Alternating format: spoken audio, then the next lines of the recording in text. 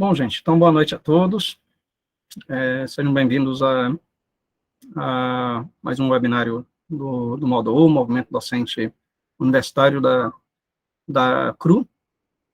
Agora nós estamos em transição para o nome de Faculty Commons Brasil, que é o nome internacional do Ministério.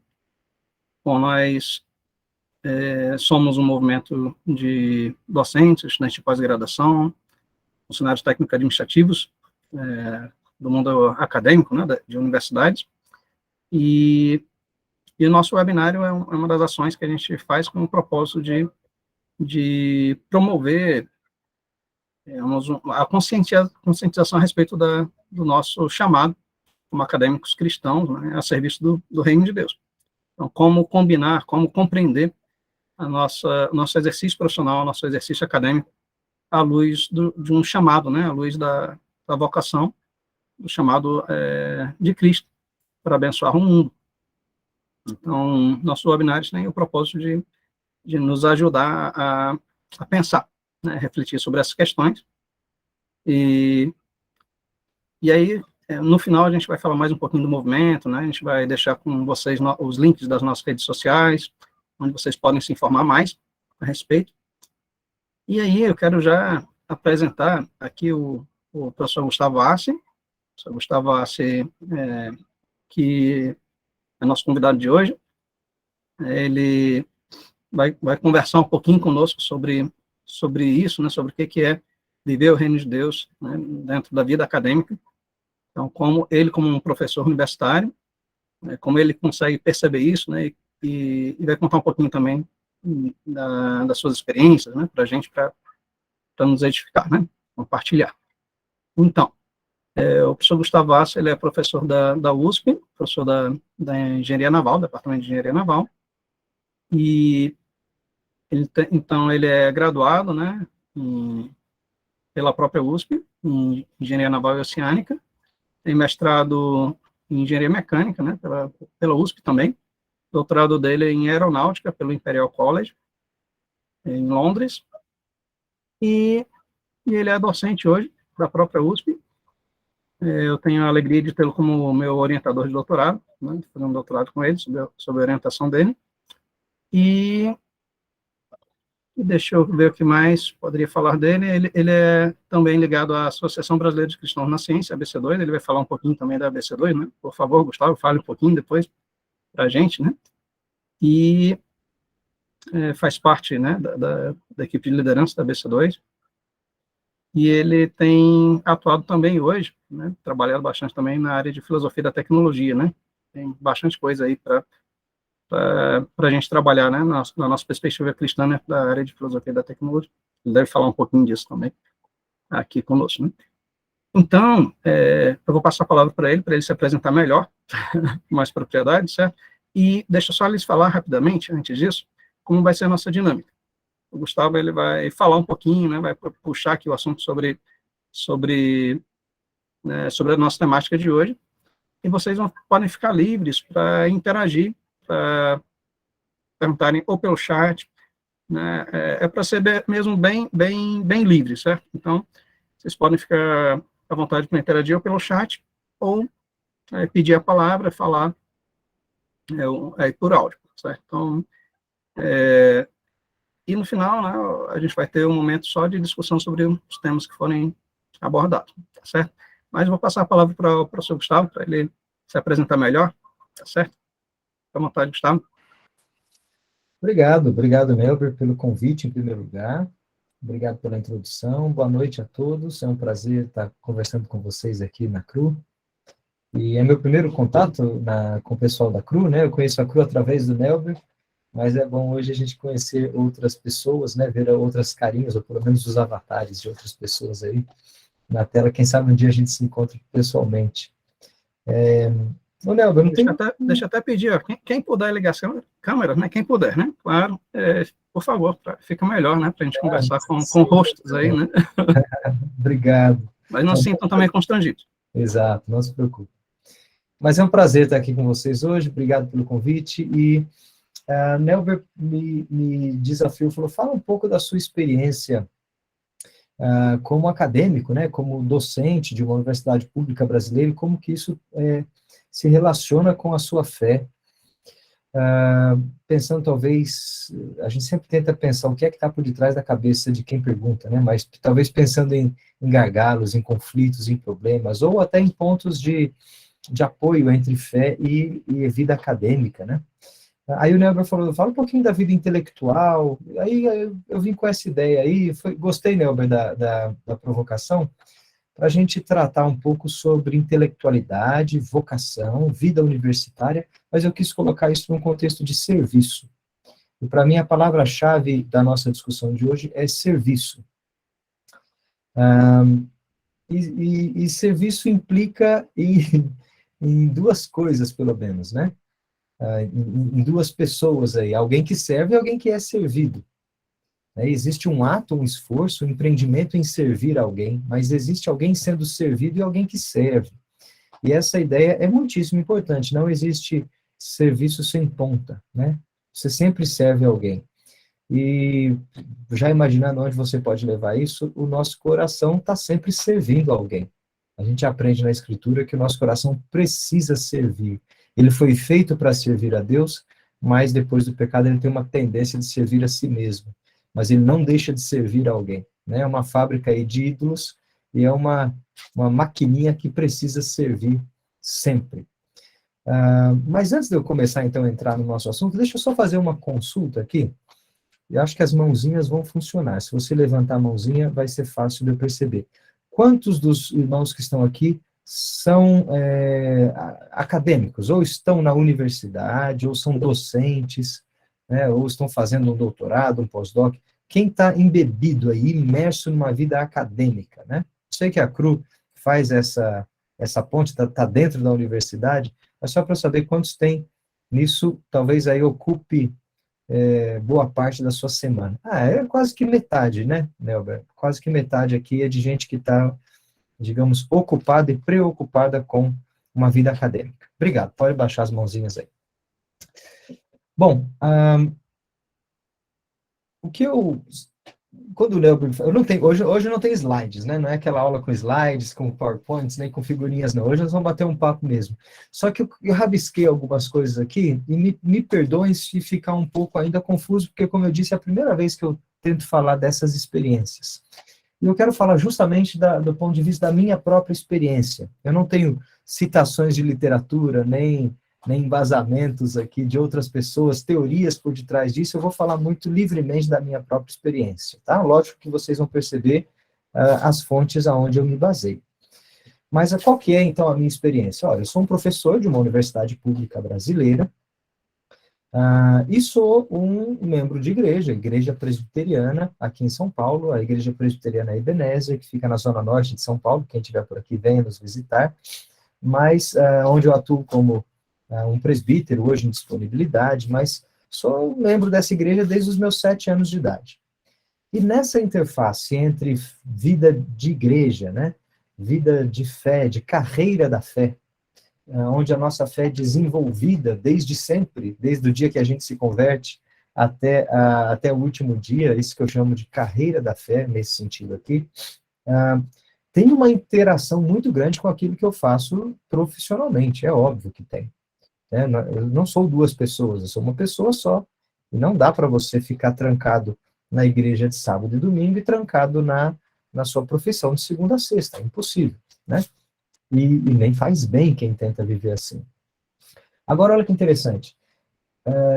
Nessa interface entre igreja e universidade, existe aí a Associação Brasileira de Cristãos na Ciência, que hoje tem sido o meu principal ministério, porque é onde eu encontrei uma maneira de atuar ministerialmente, pastoralmente, ajudando nessa interação entre comunidade de fé e comunidade acadêmica. Porque, obviamente, a gente fica no meio do caminho e consegue servir aos 2 lados. Agora, é interessante a maneira como a gente é observado, é visto nos 2 lados.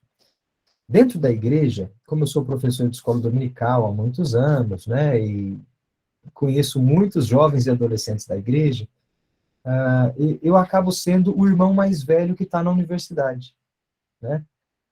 Dizendo assim, você acaba virando um ponto de contato, um ponto de referência para jovens e adolescentes por ser reconhecidamente um crente e alguém que está atuando na universidade. E certamente um jovem ou um adolescente, quando vai chegar nessa idade, os seus 15 anos, que está pensando ali o que vai fazer da vida, é muito natural que eles venham conversar e procurar um irmão na igreja que tem vida acadêmica universitária. Nem que seja para tirar dúvidas de carreira, mas às vezes para discutir questões profundas que ele está experimentando na transição para a vida universitária. E à medida que o jovem entra na universidade, e ele vai ser exposto a outras visões de mundo, a outros argumentos, a verdades que vêm de outros campos, e às vezes um contato de um irmão mais velho na academia pode ser um lastro muito bom para pastorear dentro da igreja. Porque é muito comum os nossos pastores não darem conta de pastorear nessa área, por falta de preparo mesmo, né? Imagina se o pastor tiver que esclarecer todas as dúvidas que surgem na cabeça de um jovem que vai estudar biologia. Ele não tem alçada, ele nunca estudou biologia nesse nível para conseguir esclarecer dúvidas nesse ponto. E às vezes um acadêmico dessa área faz um bom papel pastoral. Agora, na universidade, é interessante porque alguns irmãos chegam na minha porta lá da USP, né, batem lá na porta e falam, professor, queria conversar com o senhor um pouquinho, nem é aluno meu, nem conheço ainda. Eu queria conversar com o senhor porque eu descobri que o senhor é crente. E eu precisava conversar com um professor crente aqui na universidade. Então você acaba virando um ponto de contato de novo para cristãos que estão perdidos na universidade, que às vezes não encontram um ponto de contato na sua igreja e que precisam conhecer ou conversar com algum professor crente, né, para poder ter também um apoio aí com questões muito interessantes. Então a gente fica no meio do caminho, né? E nessa interface, por isso que eu quis trazer isso aqui hoje, geralmente a gente percebe sempre uma dualidade, dúvidas que vêm tentando buscar perguntas que às vezes não estão nem bem formuladas, porque a cabecinha não entendeu ainda que existe uma única realidade e não duas realidades separadas. E aí o nosso papel é tentar juntar essas duas coisas. E para mim, uma das formas de juntar vida acadêmica com vida de igreja, ou com vida de fé, ou carreira de fé, é justamente a noção de serviço. E é por isso que é isso que eu queria trazer para vocês aqui hoje. Então, deixa eu começar com alguns princípios. Eu parto do seguinte princípio. Tudo está debaixo do senhorio de Cristo. E essa é uma posição de fé, né? Eu creio que Jesus Cristo é o Senhor de toda a realidade, de tudo que já existiu, de tudo que vai existir. Ele é o Senhor de todas as coisas. Então não tem nenhuma área que não esteja debaixo do domínio de Cristo. E nas nossas vidas a mesma coisa. Não tem nenhuma área das nossas vidas que não esteja exposta ao senhorio de Cristo. Não tem como esconder uma área das nossas vidas do domínio dele, nem que você tente. Nem que você tente esconder o seu pecado com uma folha de parreira, de figo, né? Ou nem que você tente esconder a sua vida, uma parte da sua vida, você não consegue, justamente pelo princípio de que toda a nossa realidade está diante da face do Senhor, que é Jesus Cristo. Por definição também, por princípio aqui, já que todas as áreas da nossa vida estão debaixo do senhorio de Cristo, toda a nossa vida está a serviço do Senhor. Se nós somos servos do Senhor, não existe uma área da nossa vida que não sirva ao Senhor Jesus Cristo. Isso é princípio. Não tem uma área da nossa vida que eu falo, isso daqui eu levo em adoração, em serviço ao trono do rei. Essa área da minha vida eu não levo, isso aqui é privado, é meu, é só meu. Não existe isso. Toda a nossa vida, todas as nossas atividades, né, falando de maneira bem prática, estão necessariamente ao serviço do rei. A questão, então, não é se você serve ou não. A questão é se você serve bem ou mal. Que tipo de serviço você presta em todas as esferas da sua vida? Na educação dos seus filhos, no zelo pelo seu casamento, na maneira como você trabalha, na maneira como você compra bens, como você consome materiais. Todas as esferas da nossa vida estão em serviço do rei. Então, esse é o primeiro princípio forte. Para mim, isso é um ponto de partida. Agora, segundo princípio, o próprio Deus Criador foi quem nos capacitou para todo o serviço. E cada um de nós vai servir de uma maneira diferente. Alguns pensam que essa ideia de serviço, de vocação, de capacitação, de dons, é algo que se limita apenas à esfera da igreja. É claro, e a gente tira isso lá de Efésios, né, que num contexto do corpo de Cristo, a gente sabe que existe uma ordenança muitíssimo específica para o serviço na igreja. A gente vê as analogias do corpo crescendo, onde toda junta, bem ajustada, coopera para o crescimento do corpo, onde a diversidade dos membros é fundamental para que o corpo se edifique em amor, né? E todas as outras analogias, seja do edifício, seja do ramo que cresce, seja do corpo, né, a unidade orgânica, seja a exortação dentro do corpo. Todas essas analogias, essas ilustrações, principalmente do Novo Testamento, apontam para a ideia de que há uma função, uma finalidade dada pelo próprio Criador para que cada crente sirva num contexto do corpo. Dentro da igreja, beleza, acho que a maioria dos cristãos entendem isso, né? Mas se o domínio do senhorio de Cristo vai além da igreja, eu tenho que entender que o meu chamado para o serviço não se limita à igreja. E ele extrapola, na verdade, ele ocupa toda a dimensão do domínio do reino, simplesmente todo o cosmos.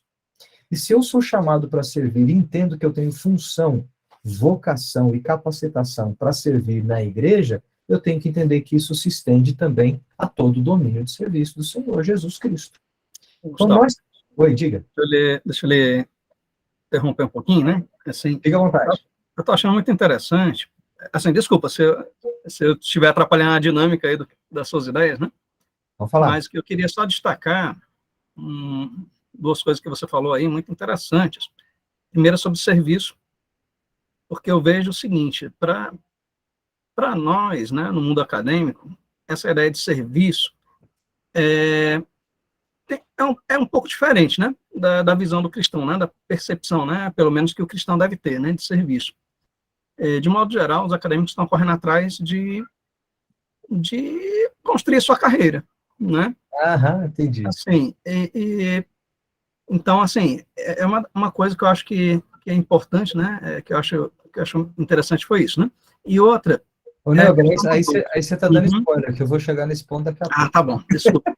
E a outra questão é essa coisa dos dons, né? Porque, como você falou, não são só os dons, digamos, espirituais, né? Ou dons que a gente usa, né? No dia a dia da igreja, mas tudo que a gente tem, né? Que Deus nos deu, né? De conhecimento, de capacidades, né?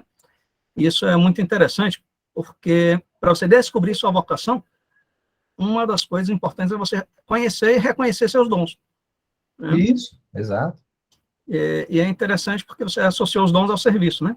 E, de modo geral, também, no mundo acadêmico, a gente pensa muito o dom no sentido de uma coisa que é uma propriedade nossa, né? Um negócio que é para mim, né? Exato. É isso mesmo. Então, o dom ou a vocação, ela sempre é dada com função de serviço. Na Escritura você sempre vê isso. Ela nunca é dada para vanglória, né?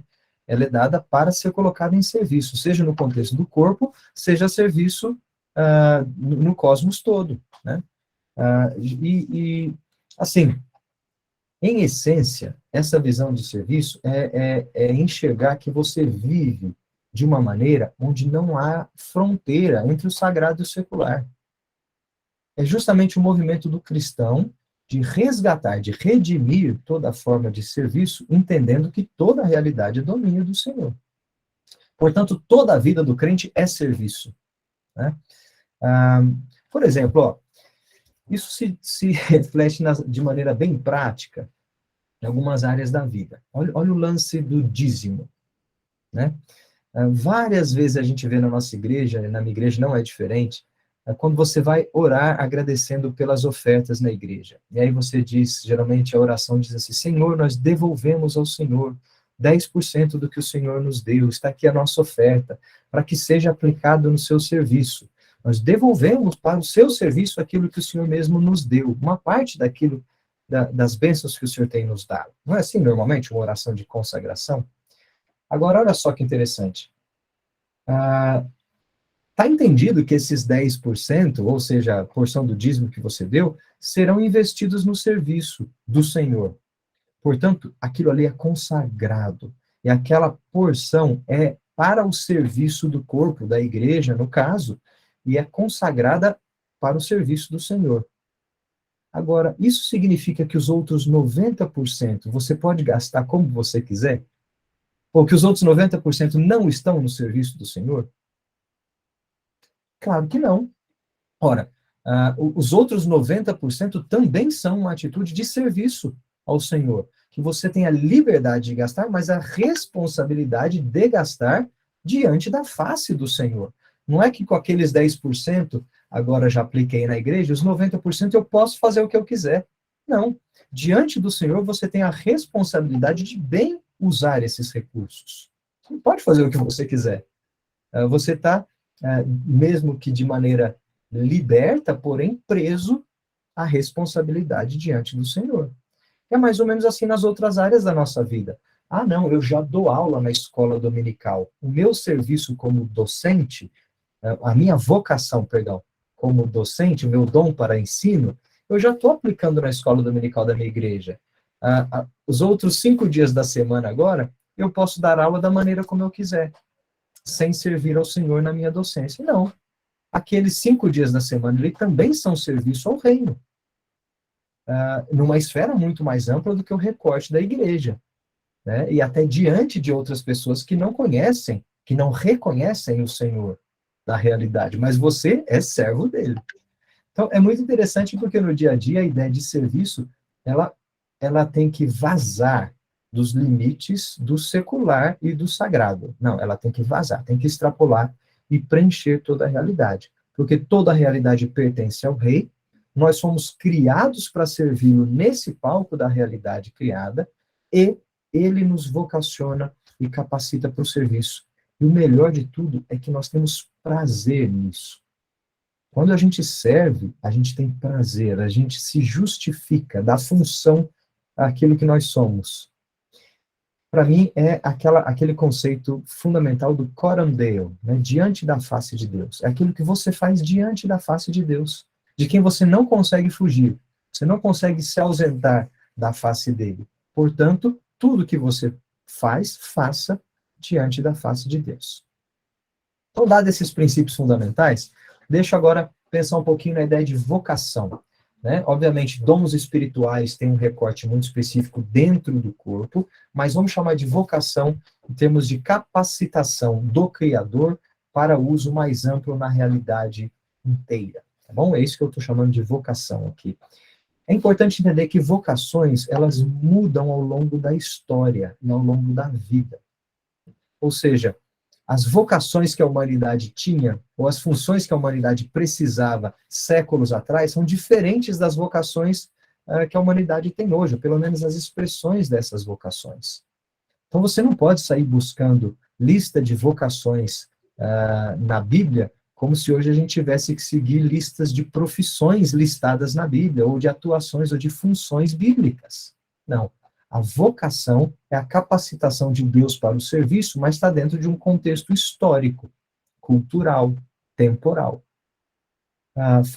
Eu gosto de falar assim, isso faz parte do arranjo de Deus na gestão de recursos humanos. Deus é um grande gestor de RH da humanidade num arco histórico muito grande. À medida que ele vai precisando de escribas, de tradutores, de linguistas, de líderes que vão abrir Mar Vermelho, de líderes que vão ganhar eleição política, ele vai vocacionando pessoas de acordo com o contexto cultural, histórico, portanto, no espaço e no tempo. Agora, no espaço de tempo da nossa vida, as vocações também podem mudar. Você não é vocacionado por uma coisa só, a hora que você nasce, vai ser aquilo o resto da sua vida. É mais ou menos igual a abelha, não é igual formiga.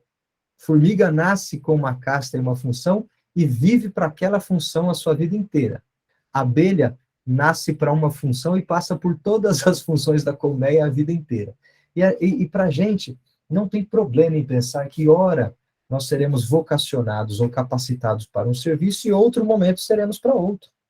Talvez na sua juventude você tenha vocação, ou seja, chamado para usar as virtudes da coragem, seja destemido, seja mais articulado, seja mais relacional, seja mais impetuoso, para desenvolver funções.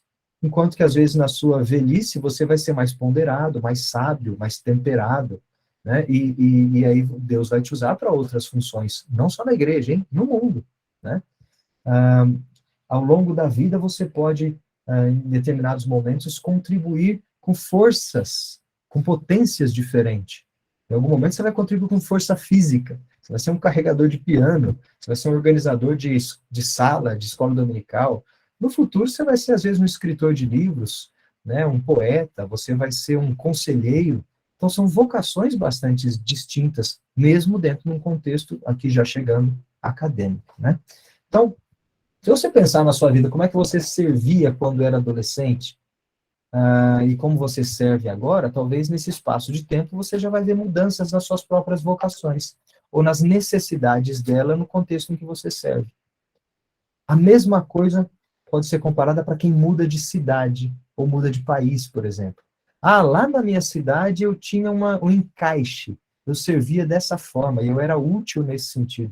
Nessa cidade aqui, eu vou ser útil em outro sentido, porque aqui Deus, na sua gestão de RH, fez uma composição diferente dentro da igreja, ou até mesmo fora da igreja, né? Então, eu morei em países diferentes, por exemplo. Eu senti uma nítida diferença na minha vocação no Brasil e quando eu morava em Londres. Lá eu servia para outras coisas, bem diferentes daquelas que eu servia no Brasil. E se você se atém à vocação como um ídolo, você se frustra. Você fala, cara, eu nasci para isso, como é que eu não vou desenvolver tal coisa? Não, entenda que a sua vocação pode sofrer mesmo variações, e o serviço último é o que importa, né? É o arranjo de recursos humanos aí. Bom, então, primeiro, vocação e serviço muda ao longo do tempo. Mas uma coisa importante que não muda é o objeto do nosso serviço. Então, quem serve, serve a alguém, serve a alguma coisa. E claro que o cristão entende que o objetivo último do nosso serviço é o Rei, com R maiúsculo. É o próprio Deus. Esse é o objetivo último do nosso serviço. Todo serviço, todo ato, todo trabalho, todo esforço, toda função realizada pelo ser humano nessa existência, na Terra, nessa realidade criada, está a serviço do Rei. Agora, muitas vezes, na maioria das vezes, nós serviremos a Deus servindo outras pessoas. Ok? Então, o nosso objeto último de serviço é o Rei. Porém, é natural e é bom, e Deus fez assim, por conta dos mandatos sociais, do mandato social, que nós sirvamos a outras pessoas. E ao servirmos a outras pessoas, estaremos servindo ao próprio Rei. Gente, na Bíblia é cheio de ilustrações disso, né? Jesus mesmo falava, você me serviu quando você ajudou aos meus pobrezinhos, aos meus pequeninos, aos mais fracos. É um serviço prestado a ele mesmo, né? E assim, diversas outras passagens na Escritura, a gente pode tirar esse princípio de que servir ao Rei, em última instância, passa por servir a outras pessoas. Agora, olha só, é interessante pensar que esse serviço, essa ideia de serviço, ela nunca foi eliminada do coração ou da mente humana. Eu creio que todo homem precisa servir, como eu comecei falando, a alguma coisa. Há um problema de direção. Ou ele serve a Deus, ou ele serve a si mesmo. Mas ele tem que servir a alguém. Sempre há um objeto último do serviço. O interessante é reconhecer que o serviço não foi eliminado pelo pecado, ele foi desvirtuado, ele foi bagunçado, estragado pelo pecado. Nós continuamos em serviço, mas justamente nós trocamos o foco. Então é um problema de direção. Nós temos a tendência pecaminosa de servirmos a nós mesmos.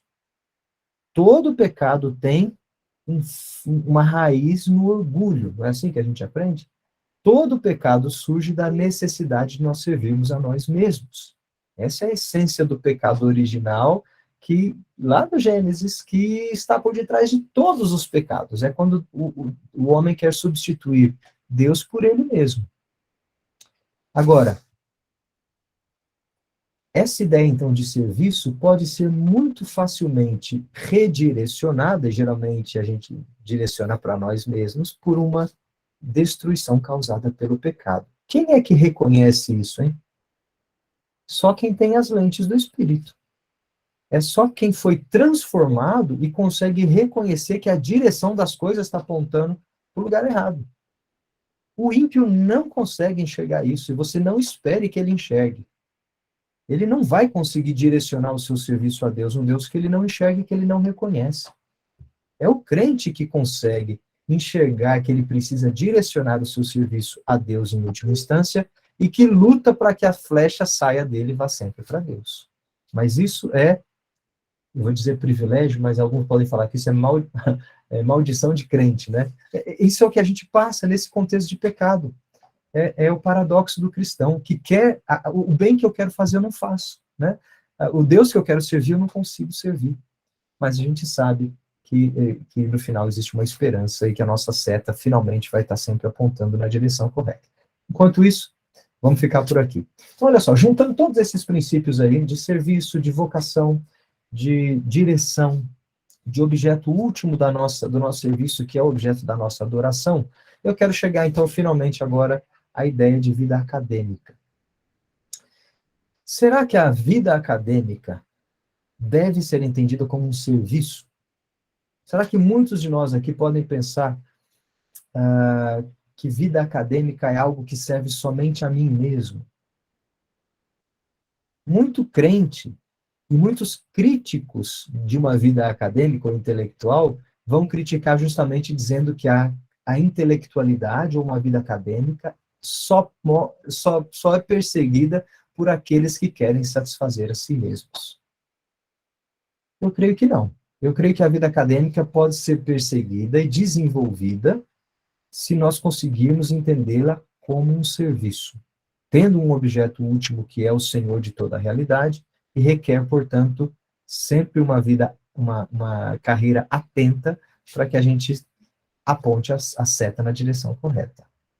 Então, vamos começar com a nossa vida acadêmica de alunos universitários, de quando nós éramos alunos, ou de quando você ainda é um aluno universitário. Será que aquela época de treinamento, dos bancos da graduação, pode ser vista como um serviço? O que você fazia na universidade quando você só estudava? Coisa boa da vida, né? Aquela época que você só estudava. Talvez a melhor época da sua vida era aquela época que você só tinha que acordar, ir para a faculdade, voltar a estudar e resolver a vida ali. Mais saudade ainda do colégio, da escola, né? Fundamental. Mas será que nós servimos a Deus como alunos da universidade? Vamos fazer um recorte aqui. Será que eu apenas sirvo a Deus na universidade quando eu uso a minha vida universitária como oportunidade para evangelismo? Será que servir a Deus na universidade significa exclusivamente fazer evangelismo no intervalo das aulas? Participar de ABU ou participar da CRU com finalidade de proclamar o evangelho, de converter pessoas? Será que é só isso que é serviço na vida universitária? Eu creio que não. Eu creio que isso também seja serviço ao reino, mas eu creio que não se limita a apenas usar a desculpa, o ambiente ou o momento universitário para fazer evangelismo nos intervalos das aulas. A atividade fim que a gente desenvolve na universidade enquanto aluno é serviço ao reino. O que é serviço?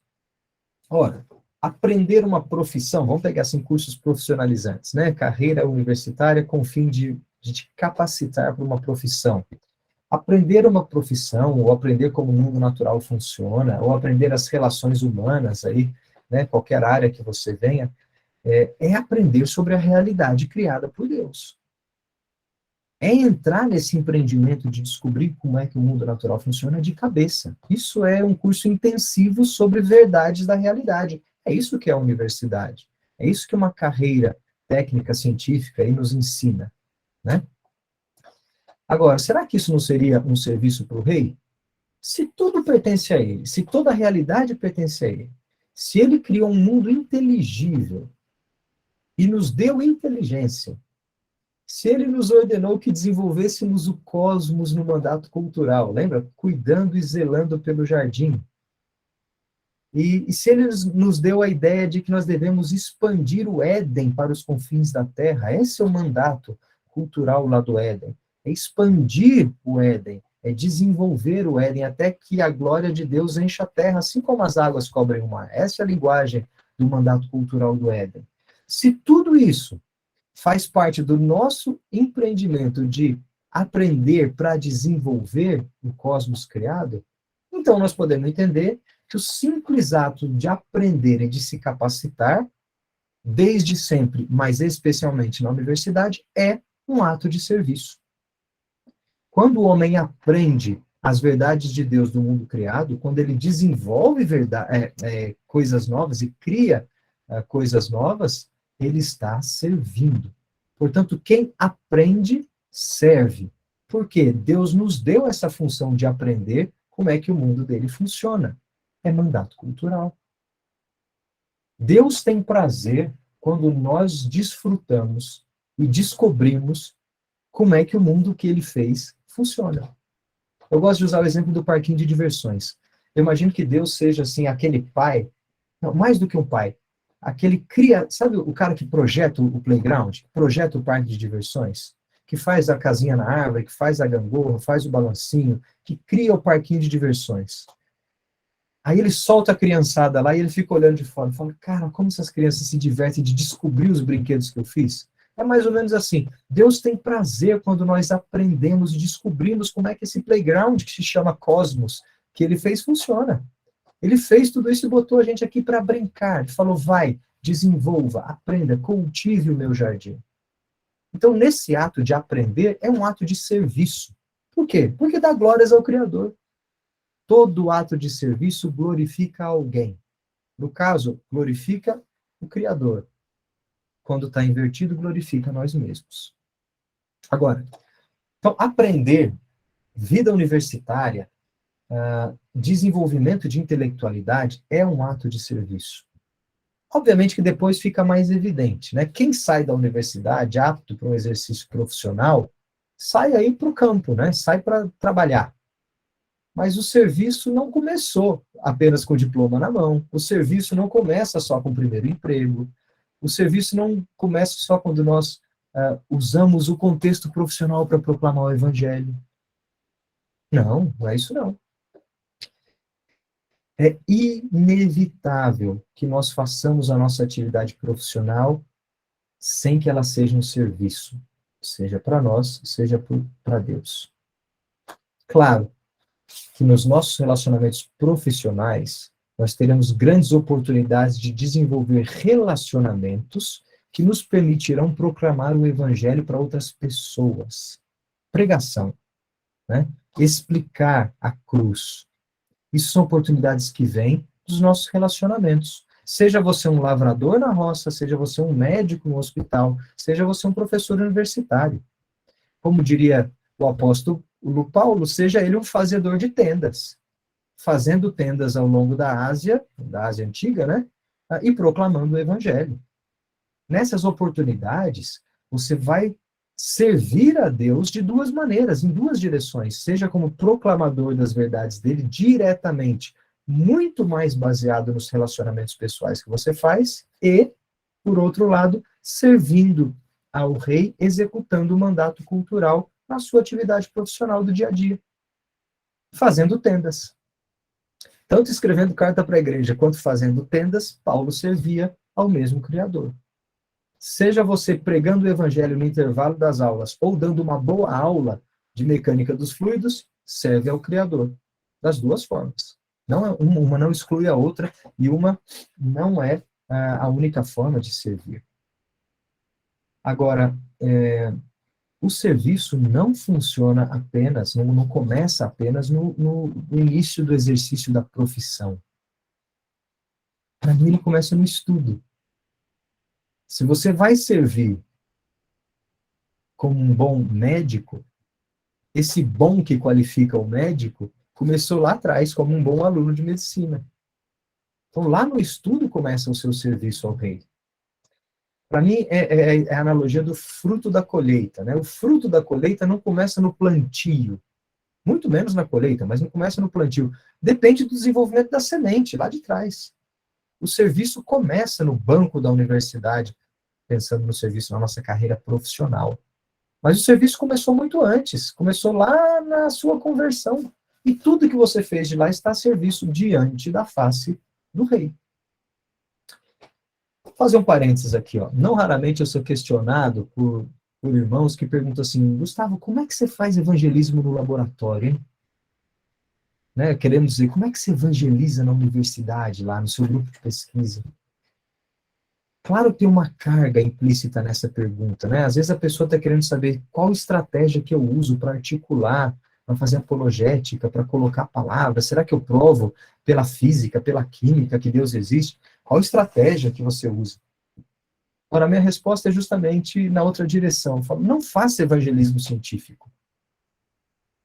Faça evangelismo João 3,16.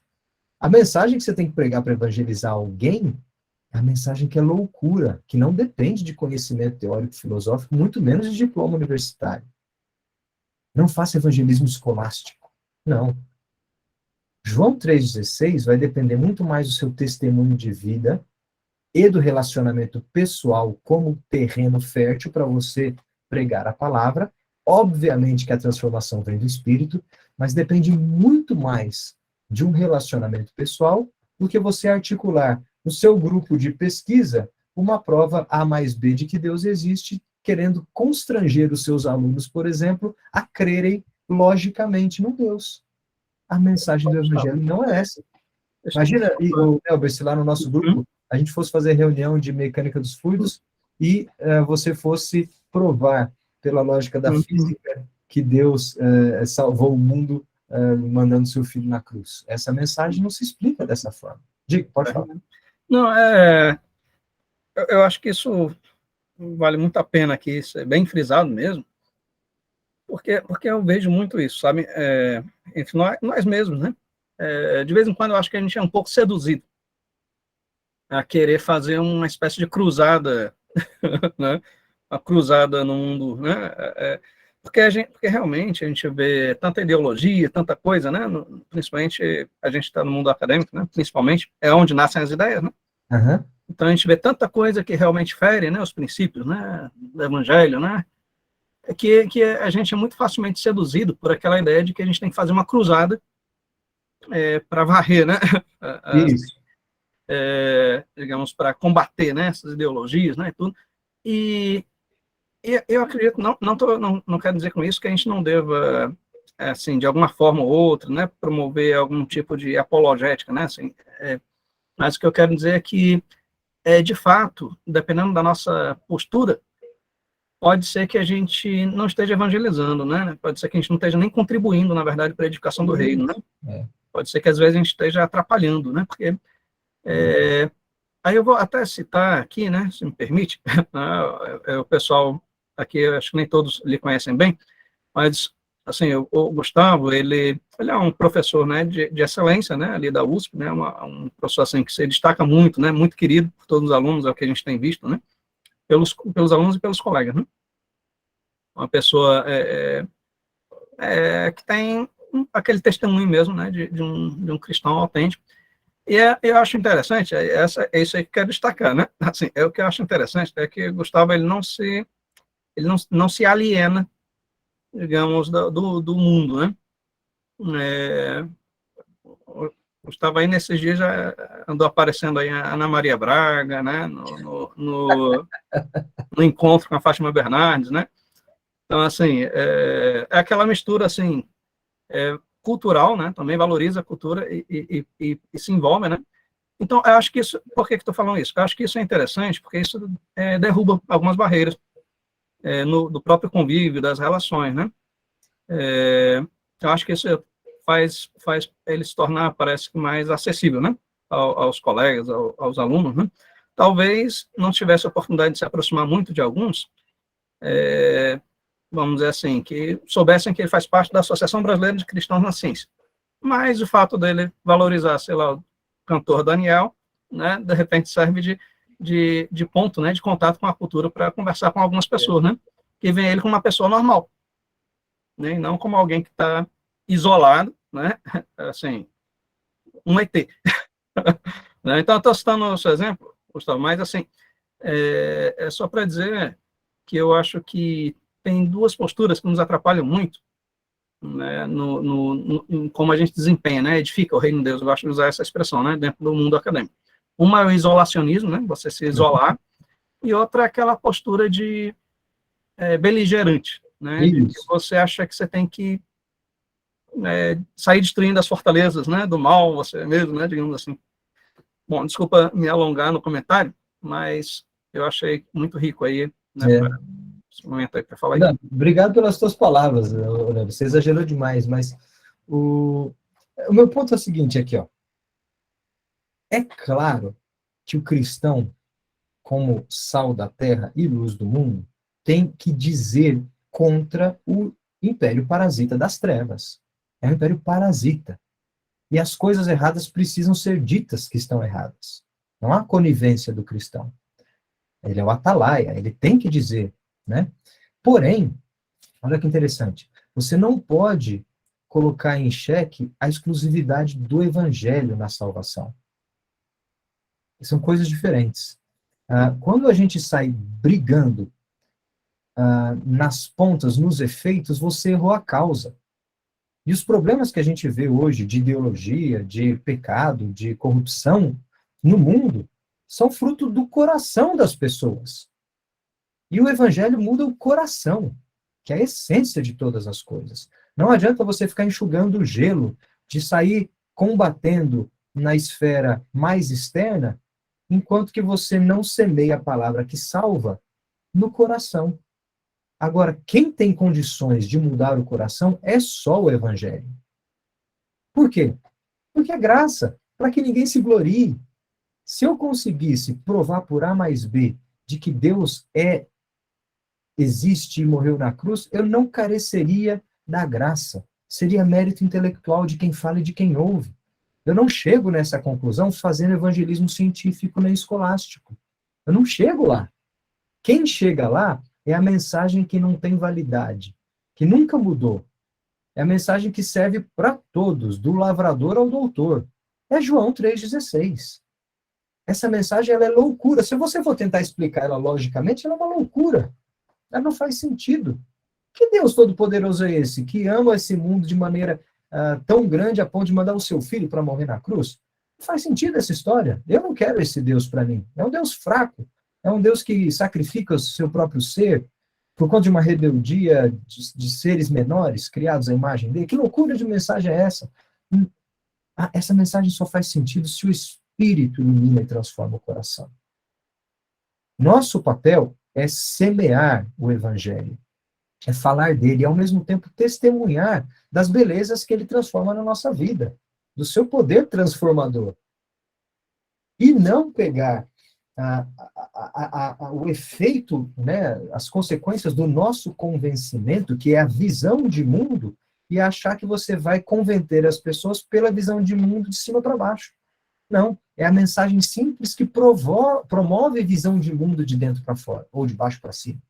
E não entregar uma visão de mundo pronta e falar, tá vendo? Pensa assim como eu. Né? Não é assim que funciona a nossa redenção. Então, só para encerrar o meu parênteses aqui, como é que você faz evangelismo no laboratório? Ora, da mesma forma que eu faço evangelismo em qualquer lugar da vida. Da igreja, fora da igreja, com o sábio, com o não instruído. Desenvolva relacionamentos de confiança. Faça a luz de Cristo brilhar. Entregue a mensagem que salva, que ela é simples, que não exige PhD em nada. Agora, eu não estou desqualificando a boa conversa, as boas questões, né? A afinidade entre pessoas, o que a gente chama de pré-evangelismo. É lógico que numa conversa num contexto acadêmico, universitário, ou até mais restrito, vamos pensar no caso de engenheiros, As perguntas que vão surgir ali têm ressonância naquele grupo e podem ser perguntas profundas de grandes questionamentos da humanidade, que vão abrir as portas para você ter oportunidade de conversar das coisas que mudam a vida. Isso é um preparo, é um pré-evangelismo, e faça bom uso disso. Então, no laboratório, na academia, mostre para os outros que pensam da mesma forma que você, da, da, da harmonia do mundo criado, da sustentação das leis físicas, da maravilha, o encantamento com a molécula, com o funcionamento político das nações humanas. Mostre como tem coisas aí, tem leis transcendentes aí. Agora, isso é pré-evangelismo. Não deixe de, quando oportunamente e tiver confiança, entregar a mensagem que salva. Portanto, tem espaço para as duas coisas, só não podemos inverter a autoridade. Não é passar por uma argumentação científica a carga do evangelho, não. O evangelho é exclusivo enquanto mensagem que salva. E a gente não pode inverter as coisas. Eu estou cansado de ver crente tentando provar cientificamente que Deus existe. Ele não só não consegue, como ele também sacrifica o evangelho, porque aí passa a ser um mérito intelectual de quem ouve e de quem conclui. Não pode ser assim. Isso aí traz glória e não é graça. Bom, deixa eu fechar então esse parênteses aqui. Nós temos que instigar então essas questões de pré-evangelismo, porque elas promovem ressonância, elas têm ressonância no nosso meio. E aí, de fato, as grandes questões podem ser compreendidas. Então, use aí no seu ambiente, se você é aluno de antropologia, sei lá, use as grandes questões, os grandes debates, porque tem ressonância de ideias. Se você é de física, vão ser outras questões, outros assuntos, mas serão assuntos que encontrarão ressonância. Agora, enquanto alguns de nós passou pelo banco da universidade, né, alguns passaram pelos bancos da universidade, outros vão ficar nesses bancos para sempre, né, Nelva? Outros vão seguir carreira acadêmica, né, não vão querer sair de lá, da universidade, vão ser eternos universitários. Eu sou suspeito, eu adoro o ambiente universitário. Eu acho muito gostoso, muito legal. Duas coisas que eu gosto de fazer quando eu viajo para o exterior é visitar a igreja e a universidade, porque eu adoro fazer turismo eclesiástico e adoro visitar campos de universidade. Para mim, são os ambientes mais legais que existem, a igreja e universidade. Então, alguns de nós vão servir profissionalmente nesse campo acadêmico, por vocação, por chamado, né, por afinidade, por gosto. E aí, olha que interessante, esses vão ser chamados para gerar conhecimento e educar outras pessoas. Quem trabalha numa universidade de pesquisa, né, que desenvolve conhecimento, está ali para fazer coisa nova, para descobrir coisas novas e para produzir coisas novas. E também está ali com a função de instruir as próximas gerações, né, de difundir conhecimento e de formar novas mentes. Então, é uma responsabilidade muito alta na formação de pessoas. Agora, no nosso contexto, século XXI, ou universidade moderna, essa função de acadêmico ou de docente, como é no caso do Brasil apenas, né, a gente tem pouca função do pesquisador, infelizmente. As nossas universidades públicas ainda funcionam só na função do docente, né? Mas essa função acadêmica requer algumas habilidades muito específicas, né? Talvez a maior habilidade que um acadêmico tenha que ter é o amor, o gosto, a paixão pelo estudo. Não tem como levar uma vida acadêmica sem estudar. É a condição sine qua non. É o primeiro ponto de verificação. Você gosta de estudar? Você tem paixão por isso? Te dá prazer? Você gosta de gastar tempo conhecendo coisas novas, desenvolvendo conhecimento, estudando? Ora, todo acadêmico precisa ter uma vida de estudo que toca o nosso campo da intelectualidade. Agora, olha que interessante. Essa vida acadêmica também está relacionada a aspectos que tocam o reconhecimento social, de status, de respeito, né? Em algumas sociedades mais do que outras, né? Eu tive um tempo no Japão e é impressionante o status que o professor universitário tem no Japão. E quanto mais velho de idade for o professor universitário, ele é um semideus. Mesmo que ele esteja errado, na cultura japonesa acadêmica, você nunca contradiz um professor universitário mais velho. Então, quem é professor universitário mais novo lá, olha, rala, porque não consegue ter voz. E assim tem uma inércia muito grande na estrutura acadêmica japonesa por conta disso. Outros lugares são mais arejados, né? Nos Estados Unidos você tem a competição até dos mais jovens puxarem o tapete dos mais velhos e assumirem as cadeiras mais importantes. Tal. Então é sempre uma competição acirrada. Mas assim, dependendo da cultura, a função, desculpa, a imagem do acadêmico está vinculada a respeito, a status, a autoridade. Tem um capital social aí muito, muito atrelado a ela. E pode ser, às vezes, mal interpretado, né? Tanto pelos de dentro, quanto pelos de fora.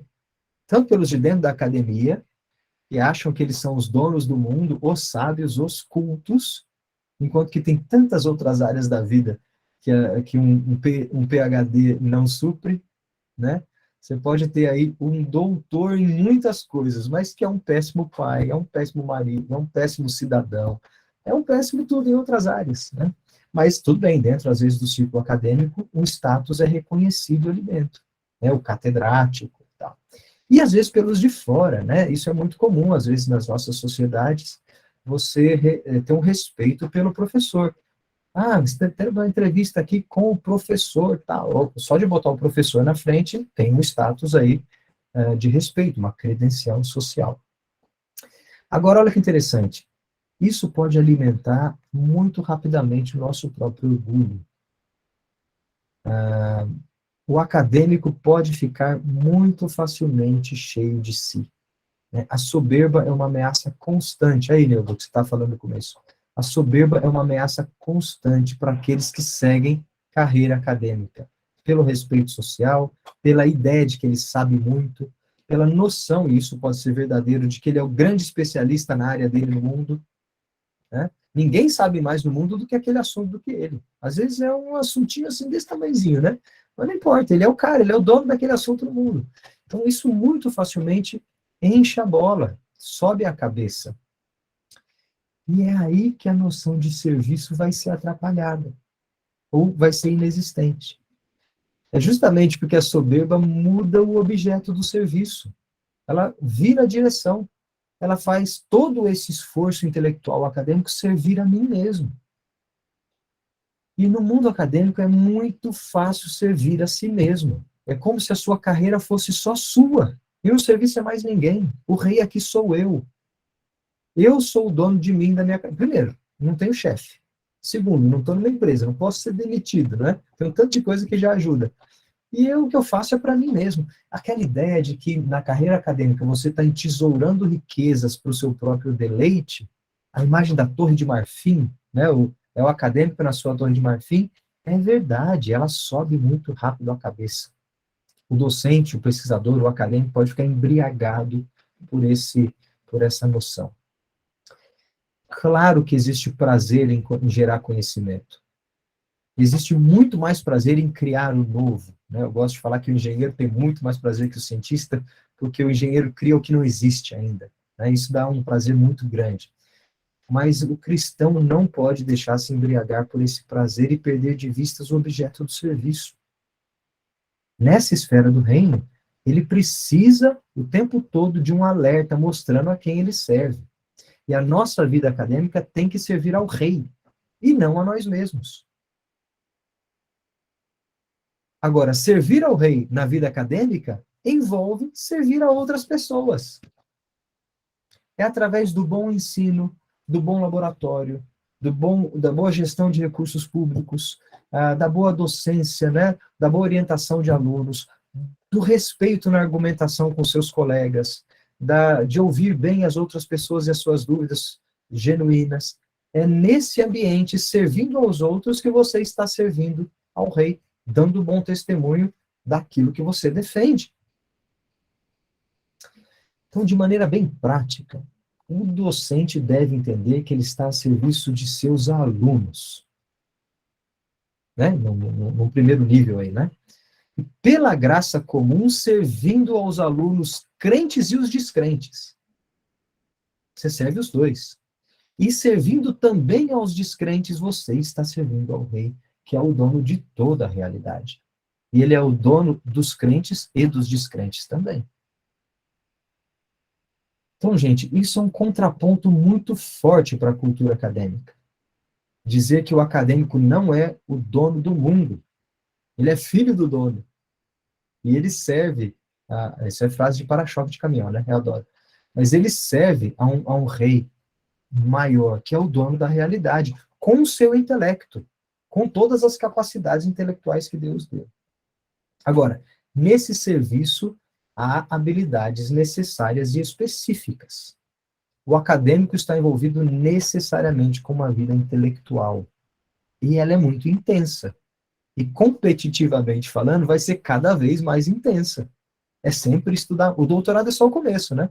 É sempre estudar mais, é sempre publicar mais, é sempre interagir mais. E a vida acadêmica exige essa escada intelectual que não tem fim. É uma condição para a carreira. Tem que gostar e tem que saber estudar. Então, é preciso, na vida acadêmica, saber desenvolver a intelectualidade. Ela não pode ser enxergada como um fim em si mesma.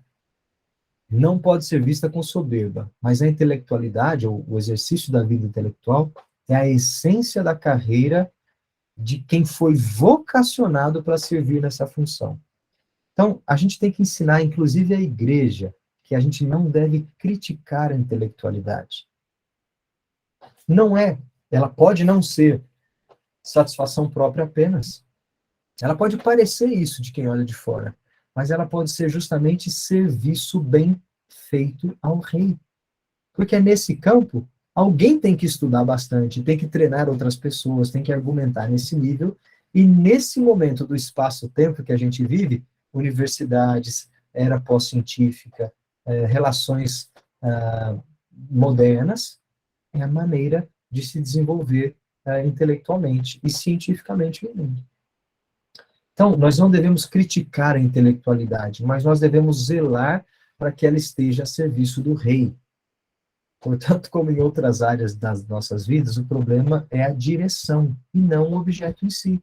É direcionar a intelectualidade para o serviço. Nós não devemos combater a intelectualidade como se ela fosse uma barreira para a ação do espírito. É muito comum você ver isso na igreja. Não, o excesso de estudo vai impedir a ação natural do espírito. Quem estuda demais não deixa o espírito agir. Né? O muito estudar vai te afastar de Deus. Né? Até citam erroneamente textos da Escritura. Ou pode ser uma tentação para o orgulho. Isso a gente sabe que pode, mas nem todo acadêmico tem um vetor apontado para si. O crente tem que falar, eu sou um acadêmico, um intelectual, dependo do estudo, preciso de status acadêmico para poder desenvolver, mas eu aponto na direção correta.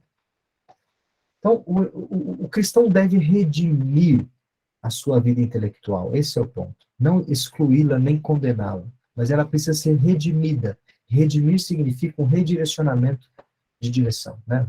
Ficou redundante, né? Mas mudar a direção, um redirecionamento de objeto, né? Portanto, só terminar essa frase, colocar a vida acadêmica diante da face de Deus, essa é a ideia. É possível ser um intelectual em serviço. Em serviço. Um intelectual que não serve a Deus, serve a si mesmo. Um intelectual que serve a Deus é um bom intelectual e necessário para o reino. Diga, Léo. Verdade. Você colocou aí porque a gente costuma, aqui no modo U, né, na CRU, Pocket Commons, a gente costuma pensar muito, assim, insistir muito com o pessoal sobre essa questão da vocação, de como servir dentro da universidade, né? Mas colocou um negócio importante aí.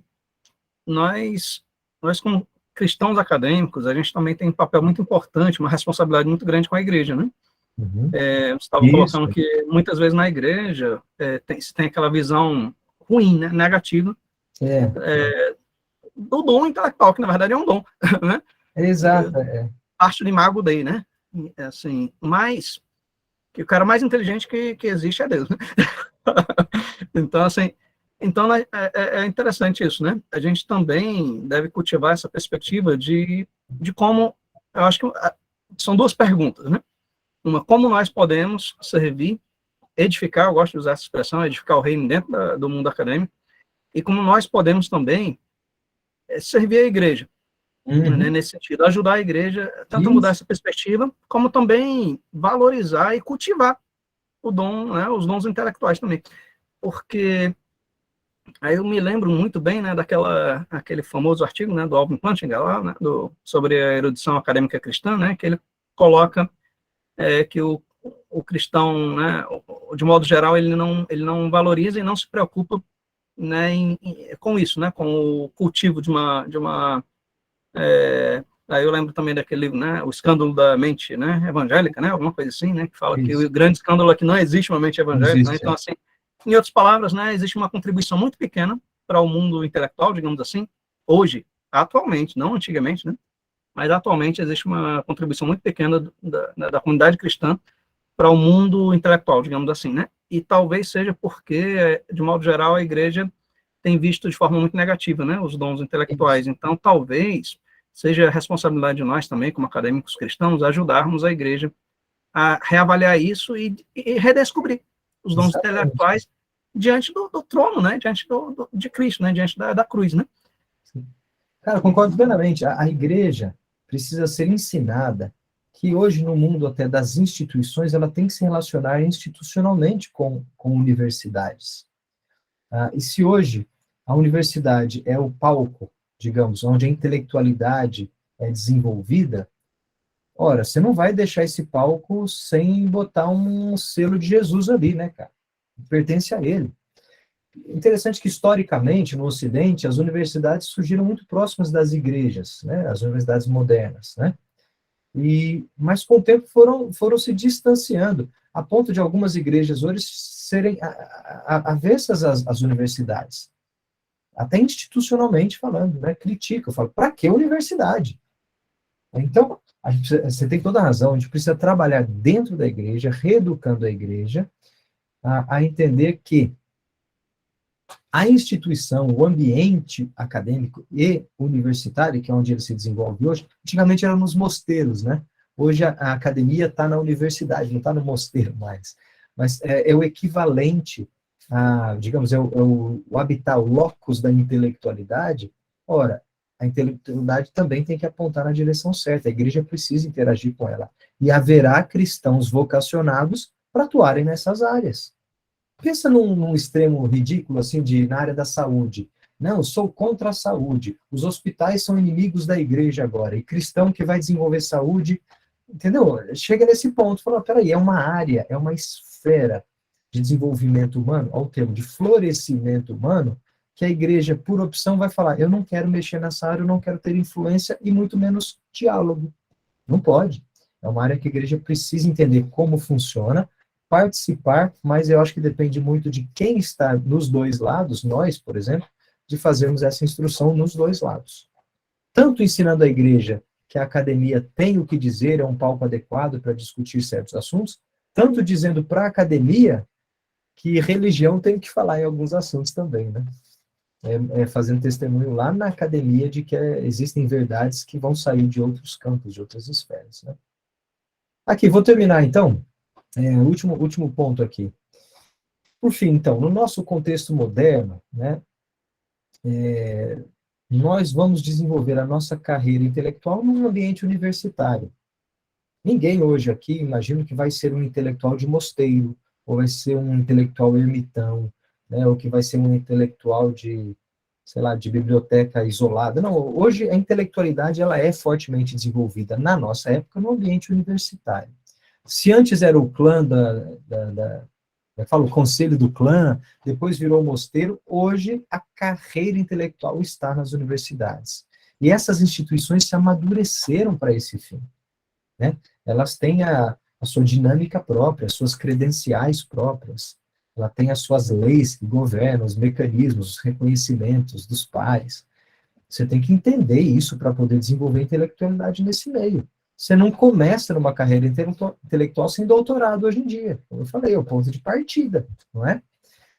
E aí tem degraus, você vai ganhando voz à medida que você sobe nos degraus. Tem os reconhecimentos das academias, né? Academia de, sei lá, academia de A, de B, de C.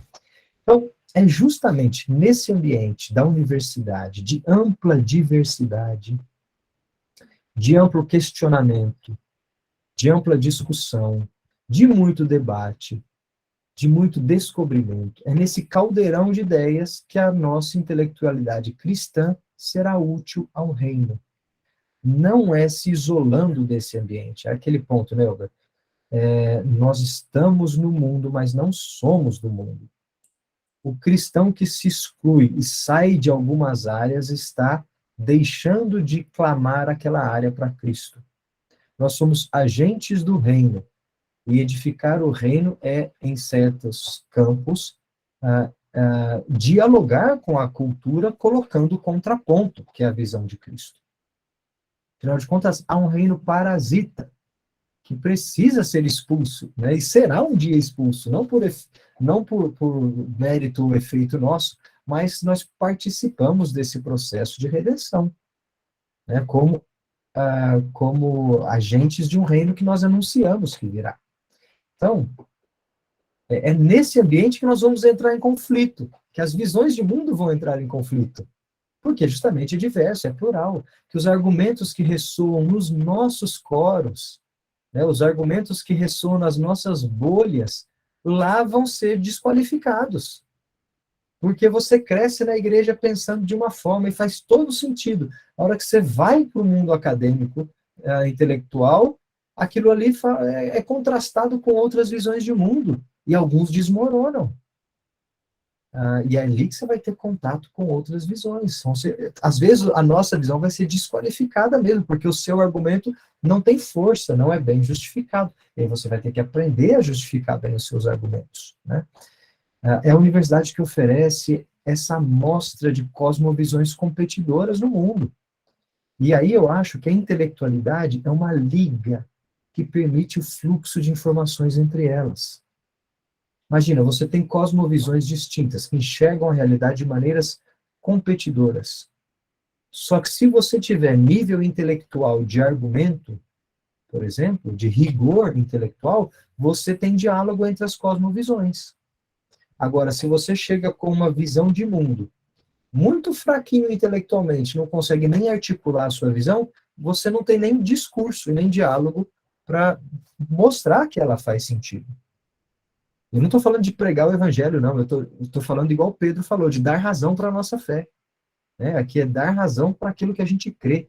É mostrar para o mundo que a visão de mundo cristã faz sentido e, na nossa opinião, faz mais sentido do que as outras. E a universidade oferece essa, então, amostra de cosmovisões que exige a intelectualidade como liga. Ela é plural, é diversa, por definição, e eu dou graças a Deus por isso. Porque se tem um ambiente onde o evangelho vai encontrar pessoas carentes da graça, e que você vai ter ressonância de ideias para desenvolver pré-evangelismo e, se Deus quiser, conseguir salvar almas para a glória dele, talvez seja na universidade pela sua própria vocação. Agora, a universidade funciona pelos seus métodos e ferramentas, precisa entender como é que ela funciona. Ela tem suas credenciais, os seus valores. E para desenvolver intelectualidade e servir nesse contexto, você tem que entrar no jogo. Não dá para assistir de fora somente criticando a universidade. A universidade é esse monte de balbúrdia. Balbúrdia é o quê? O que é balbúrdia ali? Como que eu articulo? Como que eu desmobilizo? Como que eu desqualifico, né, esse tipo de argumento? Eu tenho estrutura intelectual para isso? E, ao mesmo tempo, zelar para que as regras do jogo sejam preservadas. Né? É criar um ambiente frutífero para que a liberdade acadêmica se desenvolva. Porque muito facilmente o reino parasita vai puxar esse domínio para si, né? E o cristão precisa ser sal nesse lugar para falar, opa, peraí, as regras são essas? Mantemos as regras funcionando. Nós não precisamos ter medo disso, mas precisamos saber justamente que esse serviço é um serviço ao rei. Então, meus queridos, é justamente nesse contexto de intelectualidade que nós seremos chamados para desenvolver algumas das virtudes mais importantes associadas à intelectualidade. As virtudes de saber ouvir, de ter mente aberta, de ter uma postura de aprendizado, de sermos claros ao argumentar, de sermos rigorosos, de sermos respeitosos, de termos paciência, Imagina um professor sem paciência, hoje está cada vez mais comum, mas paciência é virtude última de professor e de pai, né? Não tem jeito. De não ser hostil a quem tem dúvida e quem questiona sinceramente. E tantas outras virtudes que a intelectualidade exige como suporte para ser desenvolvida.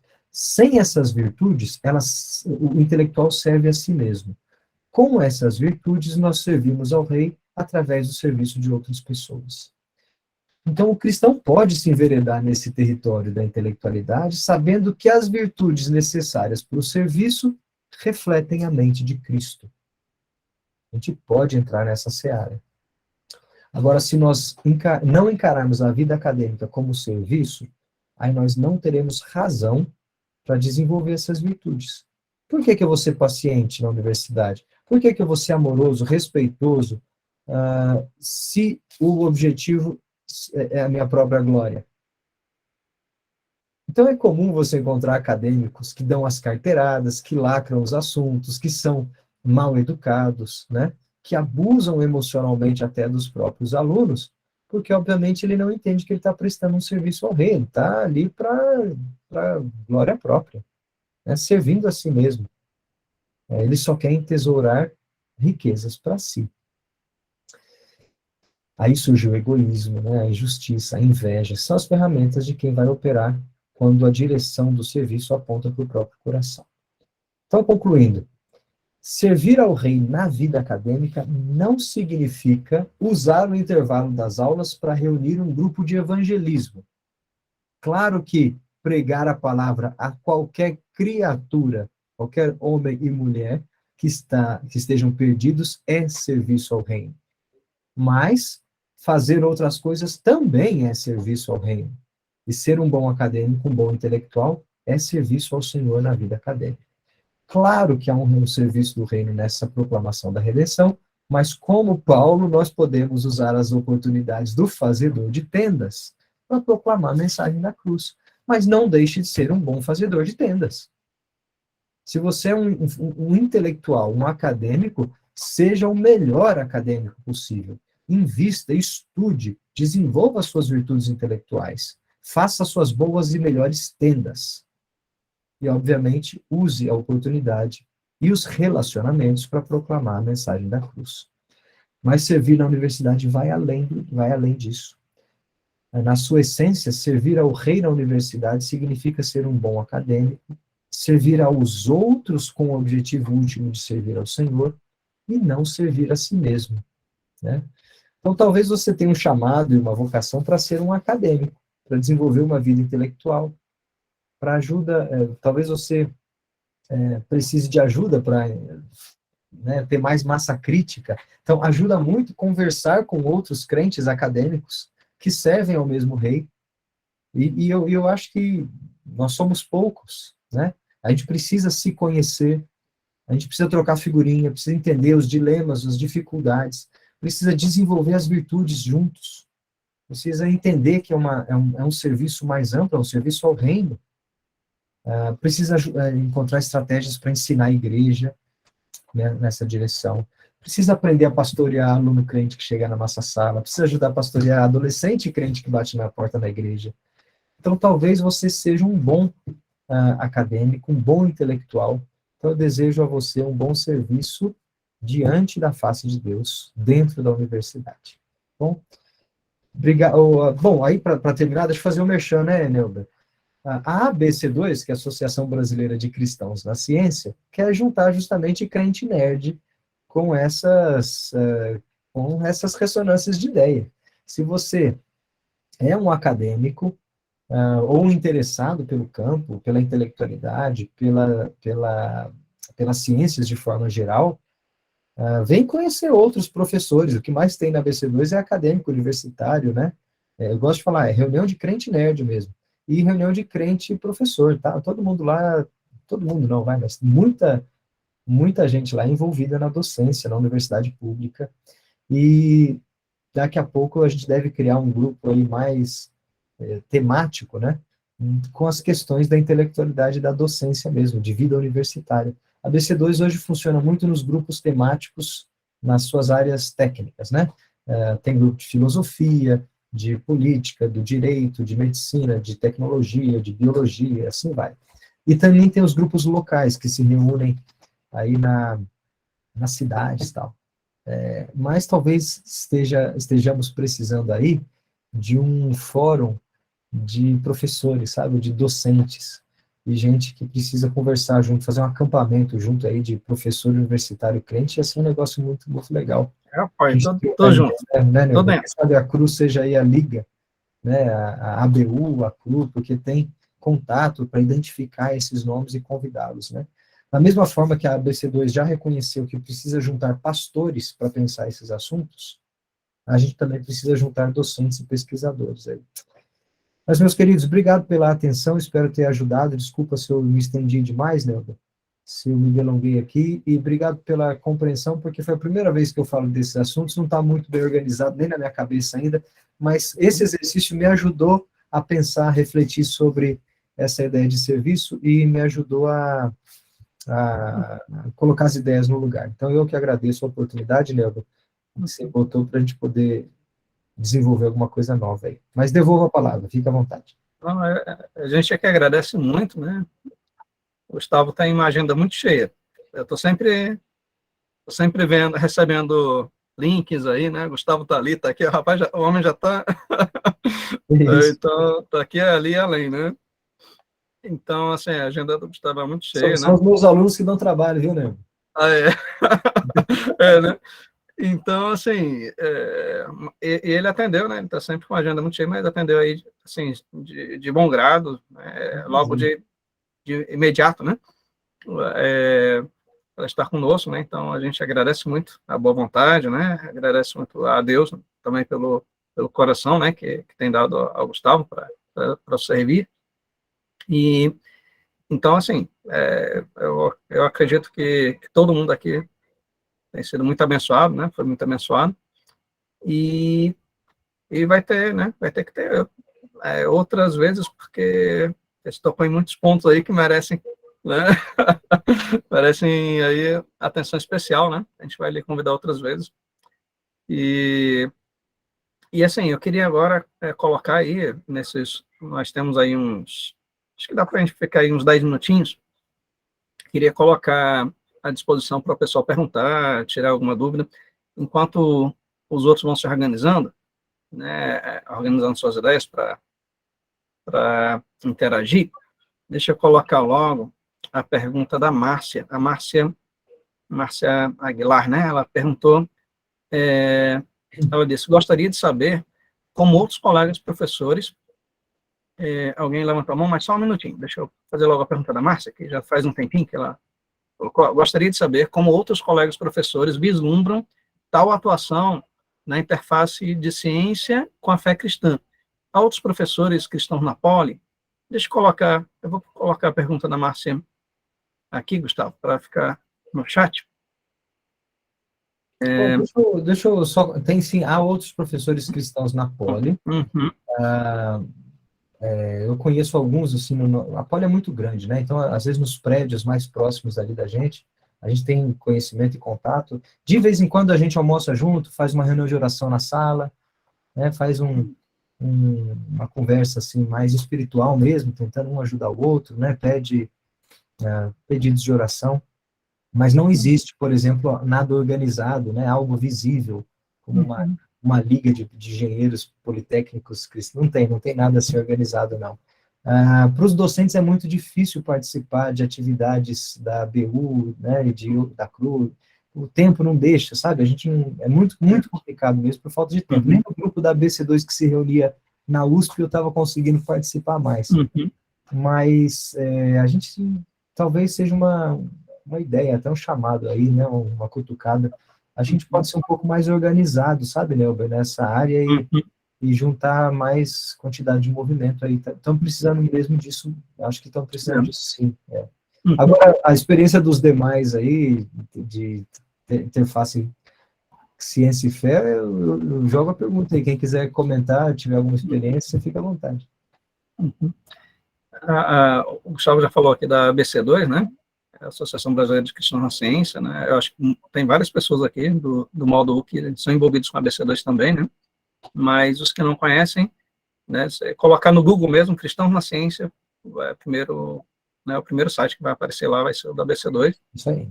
Né? Então, assim, procure se informar, né, se inteirar. Eu acho que é muito importante, né, eu costumo dizer assim que entidades como a ABC2, né, assim, e como a CRU, a ABU, né, são complementares, né, agindo dentro do reino, né, ali dentro do mundo acadêmico, de forma complementar, né.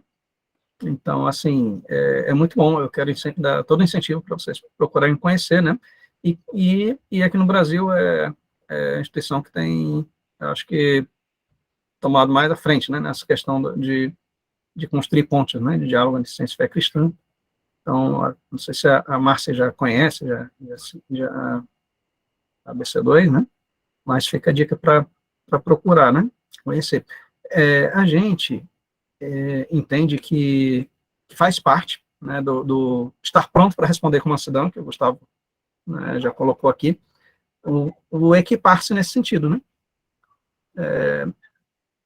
Agora, eu entendo que também é dentro daquela perspectiva de não uma cruzada, né, fazer guerra, né, digamos assim, mas realmente construir pontes de diálogo mesmo, né.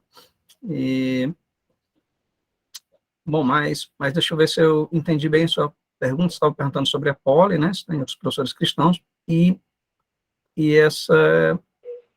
você coloca, eu gostaria de saber como outros colegas professores vislumbram tal atuação na interface da ciência e fé cristã. Eu não sei se eu entendi bem a pergunta, não sei se Márcia está disponível, se gostaria de falar melhor, ou se ela saiu já. Ah, está sem microfone, né? Foi respondido? Eu não entendi bem também.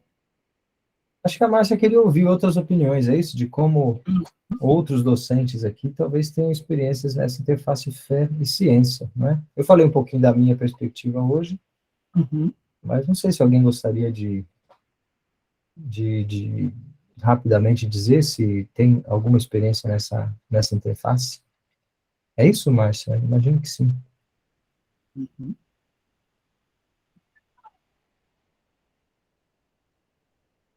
Alguém quer falar, comentar a respeito? Se não tiver ficado, se a gente não tiver respondido, Márcia pode ficar à vontade para falar e também escrever alguma coisa. E eu queria também perguntar a outros que gostariam de falar alguma coisa, comentar. Eu vi alguém levantando a mão e depois baixou. Quem foi? Tá dando para me ouvir bem? Sim, pode falar, Pronto. Gabriele. Isso. Boa noite. Primeiro, eu queria agradecer, porque realmente acho que está muito em falta, realmente, cristãos, essa perspectiva, né, de estar abordando assim, sem parecer algo tão herege, por assim dizer. E a minha questão é mais porque eu sou estudante de serviço social, né, estou no meu 5º semestre, e lido diariamente com questões relacionadas a justamente movimentos sociais. Inclusive, faço parte de uma pesquisa que aborda os movimentos sociais junto à atuação da assistente social. E eu vejo que existe também uma ausência muito grande de cristãos dentro dessa perspectiva mesmo, como os cristãos poderiam abordar essa análise dos movimentos sociais, já que às vezes as pautas defendidas, né, são muito vistas como algo só político, ou algo que diverge muito da Bíblia. Então, eu acho que minha questão é mais até que ponto cabe um cristão se envolver de fato nessas questões, porque assim, a gente sabe que os movimentos sociais, de uma forma bem ampla, eles buscam por uma liberdade política, né, uma visibilidade que, por vezes, são adotadas por meios que, para nós cristãos, não são lá tão corretos, por assim dizer. Então, acho que eu queria saber como um cristão poderia estar dentro dessa perspectiva.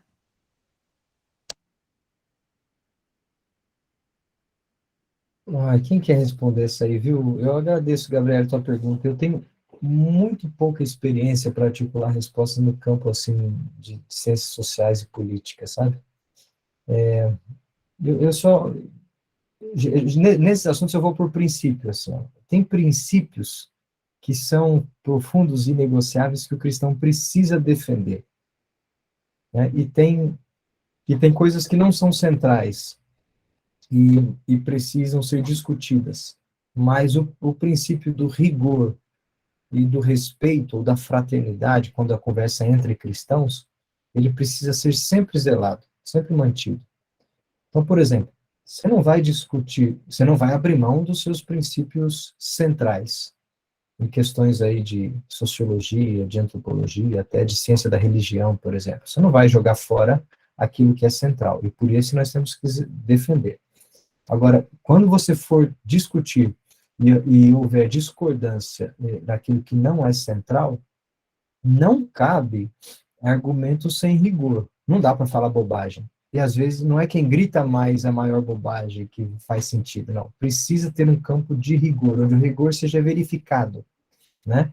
E geralmente a ciência tem seus mecanismos, seja verificação por pares, né, seja mecanismos aí da ciência para que o rigor, para que o argumento se sustente.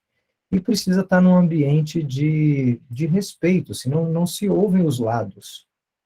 Se não houver rigor, não tem por que ouvir o outro lado, porque é bobagem. Se o argumento for rigoroso, ainda assim é necessário ter respeito para que os lados sejam ouvidos. Então, mas eu paro por aí, eu não tenho experiência, por exemplo, em debates nesse campo. Eu tenho colegas nossos na PC2 que são especialistas nesses campos e se engajam, né? Mas eu paro ali no campo da tecnologia e das ciências naturais. E nem gosto muito de acompanhar esses debates, porque não me interessa, é um assunto que eu não consigo acompanhar e certamente não contribuo, mas eu tento ficar na questão do princípio. Não sei se te ajudei, mas se alguém quiser complementar, fica à vontade. Isso aí, eu concordo totalmente. Eu também sou muito pouco articulado, né, nas questões para poder debater adequadamente, né, mas eu acho que o que o Gustavo colocou aí, dos princípios, eles valem para absolutamente tudo, né? A gente não pode, digamos, vou parafrasear o que Jesus disse, né? Não sejam como eles, né? A gente não pode, como muito acontece, né? Tão comum na cultura meio secular, né? E assim, a gente não, às vezes não está tão interessado na verdade em si, às vezes a gente está interessado em vencer um debate, né? E para nós, a verdade é uma pessoa, né? Então, nós deveríamos ser aqueles que mais amamos a verdade, né? Mas também, a verdade sem amor, né, é legalismo. Então, acho que às vezes a gente tem uma postura legalista, né? Quando a gente entra ainda nos debates, ou às vezes nos falta humildade, né? São os princípios que o Gustavo colocou aqui. E amor ao próximo, né? Então, eu acho que nesse tempo agora que a gente vai tá entrando aí, né? Já está, né, inserido nesse tempo de política, muita polarização, a gente não pode esquecer isso. Né? Empatia, se colocar no lugar do outro. Né? Rafael, por favor. Rafael, à vontade para falar. Tem outra pergunta aqui também da Márcia, mas deixa o Rafael falar. Olá, gente. Boa tarde, boa noite, né? Perdão ter chegado atrasado, estava em um atendimento. Professor Gustavo, obrigado pelo seu tempo e pelas palavras. Eu entrei no webinário no momento que o senhor falou sobre que a gente na vida tem vários momentos, né? Que cada momento tem um serviço, né? Muitas vezes pode ser que esse serviço mude. Eu não peguei exatamente a sua apresentação, mas do doutorado para o senhor, até o senhor se estabelecer como um professor, até o senhor ganhar, abre aspas, essa visibilidade de vanguarda, até mesmo na BC2, onde muitas vezes o senhor poderia estar fazendo um serviço ao reino e devido a essa expressão maior, né, talvez esse seu serviço seja mais visível, talvez. O senhor chegou a sofrer alguma retaliação por parte da comunidade acadêmica, depois que o senhor, digamos assim, se identificou como essa pessoa que faz essa conexão entre ciência e fé, e como o senhor lida com isso, e se o senhor considera que a associação de pesquisadores, independente de ser ABC2, ou a CRU, a ABU, o quanto isso lhe fortalece. Eu lhe pergunto isso porque eu também sou professor, e muitas vezes quando algumas virtudes cristãs começam a ficar muito notórias dentro do departamento, é muito comum a gente levar umas cortadas, né? E a gente depende de grant, a gente depende de financiamento, e muitas vezes a gente sai, por mais que a gente exista mérito na academia, também existe muita política, existe muita ideologia. Então, como o senhor lida com essa questão de serviço, mérito, e em momentos que o senhor se sente injustiçado, o senhor continua e vai levando aí o serviço? Rafael, cara, obrigado. É excelente a tua pergunta, cara. É um assunto que eu gostaria muito de discutir por muito tempo com grupos de professores, assim, como a gente falou, né? Que nós carecemos de organizar. Eu reconheço que toda defesa de Cristo, do senhorio de Cristo no mundo, sofrerá oposição. Por definição, o império parasita não quer ser eliminado. Ele vai lutar contra. Então, assim, em qualquer área da sua vida, esteja pronto para sofrer por Cristo. E ele mesmo falou que nas nossas atividades nós sofreríamos perseguições e dificuldades, né? E provações em nome dele. Então, não estranhe se isso acontecer. Estranhe, na verdade, se tiver tudo a favor e, sabe, para mim isso seria de se estranhar, né? Agora, existem áreas acadêmicas ou da intelectualidade que são muito mais expostas do que outras. E talvez eu esteja num ponto de vantagem aqui, num privilégio, que a engenharia, até então, não é vista como uma grande área problemática da interação fé e ciência, por exemplo. Né? Se você fosse um biólogo, um cosmólogo, um filósofo, um antropólogo, um cientista político, um psicólogo, eu não sei, um psiquiatra, né? Esses campos tendem a ter um debate muito mais acirrado, em pontos centrais, que eu vejo perseguição, eu vejo ciladas, eu vejo, como é que se diz aí, ameaças, né?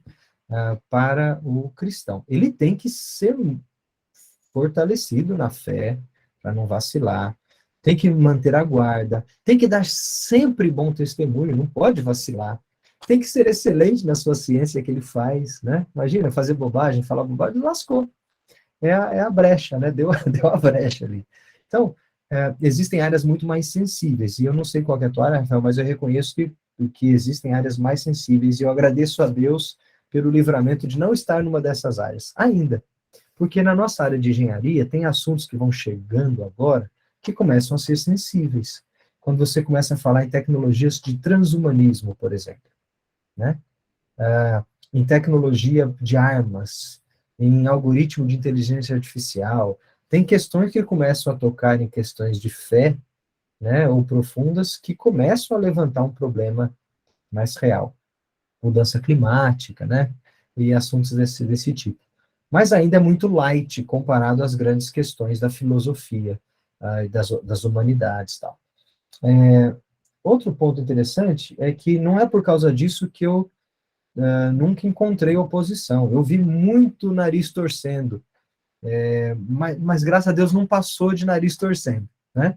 Eu nunca tive nenhum problema, nenhuma perseguição à minha carreira, à minha pessoa, não, pelo menos é o que eu sinto, que eu nunca perdi território ou fui tolhido na minha fala por ser associado à fé cristã. mas eu já vi muito nariz torcendo lá, até quando a gente tentou organizar discussões mais interessantes aí no campo de fé e tecnologia e ciência, e aí eu vi muitos colegas falando, mas essas discussões nem deveriam acontecer, como isso na universidade agora, né? Eu tentei organizar um dos nossos cursos Faraday Kuiper da ABC2, que é um curso que a gente faz em Cambridge, faz em Oxford, né? É um debate acadêmico da interação entre religião e ciência, e na USP não foi bem-vindo. Eu tive o curso cancelado 2 semanas antes da realização do evento, né? Por uma denúncia anônima na ouvidoria da USP. Alguém viu um cartaz no ponto de ônibus e escreveu um e-mail lá e eu fui tesourado, né? Então, assim, tem algumas perseguições assim que não deixam o assunto, mas você tem que achar o palco adequado, tem que ir com muita cautela. Então, eu nunca fui prejudicado, até agora, eu nunca fui prejudicado na minha carreira por perseguição religiosa. Nunca fui. Conheço colegas que já foram, mas eu, graças a Deus, nunca fui. Então, dentro da universidade, eu não tive ainda perseguição ou, como é que fala? Nunca fui tesourado. Não posso falar o mesmo da igreja. Na igreja eu fui perseguido e tesourado e fui, como é que se diz, posto de escanteio por ter uma interação mais forte entre fé e ciência. Então, o que eu não encontrei na universidade, eu encontrei na igreja. Uma oposição dentro da igreja por estar mexendo com esses assuntos de fé e ciência, né?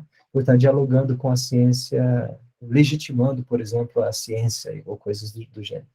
Então, ou por estar conversando com pessoas com opiniões diferentes da massa de uma igreja ou outra denominação, por exemplo.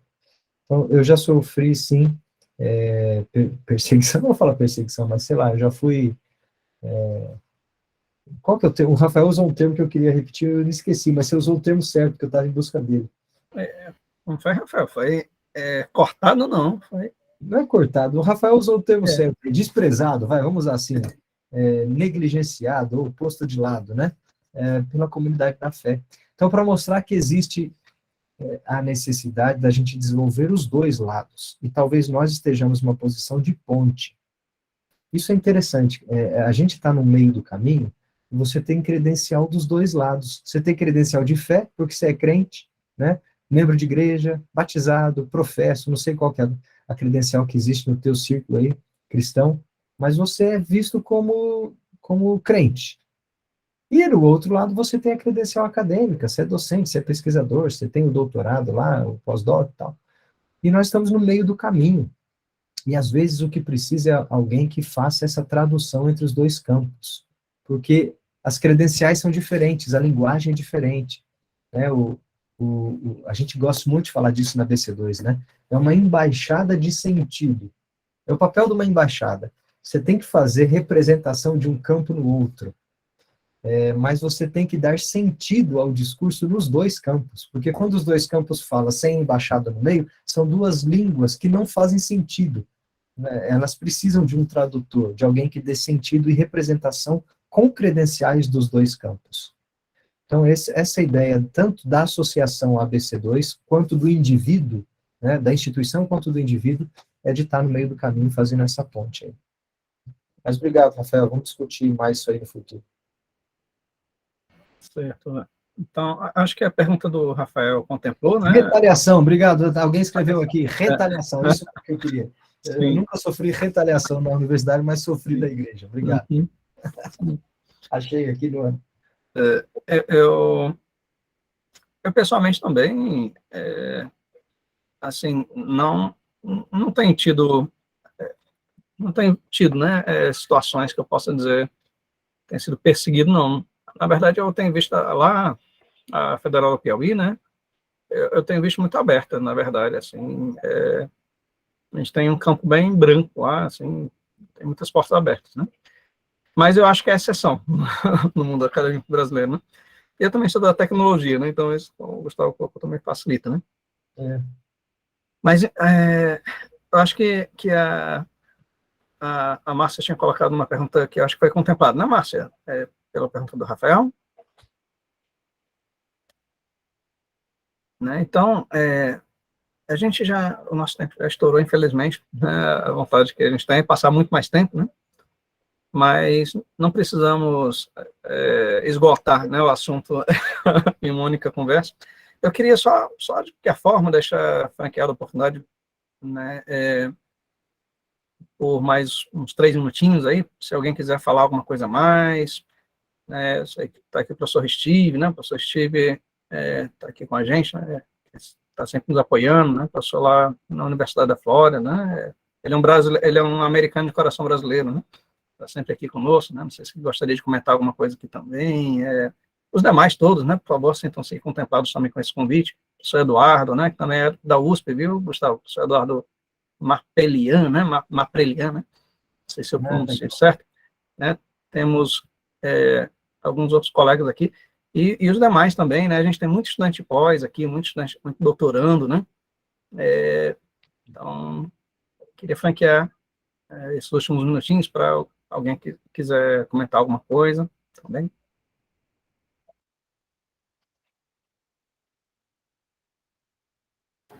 Só vou falar rápido. Obrigado, Gustavo. Gostei muito das suas palavras. Foi muito bem colocado, né?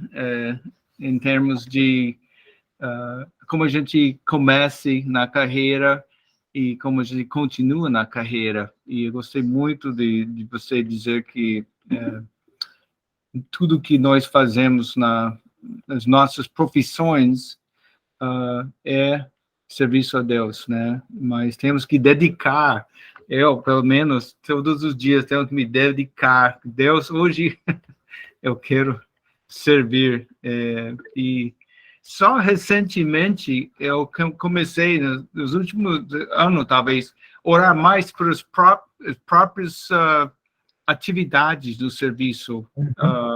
E eu estou vendo Deus agindo e, sabe, com, por exemplo, manejo do pessoal do laboratório, né? Se tiver um conflito ou se estou precisando de verba para alguém